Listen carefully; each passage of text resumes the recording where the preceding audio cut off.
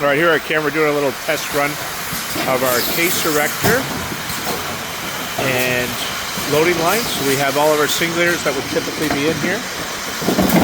We have a side shake settling. We've got a square roller settling.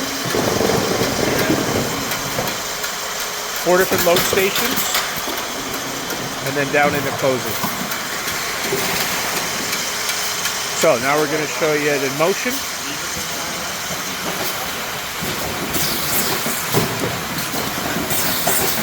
So this would typically then have the singulator like this, feed into it. We just do one box at a time, one after each other. We don't have the singulators hooked up yet, so this is the customer already owns them.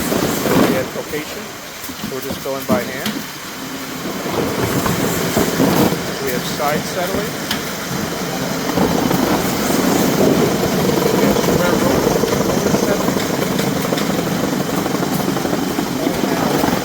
Everything's controlled by when it gets double confirmation from each singulator that would be on here.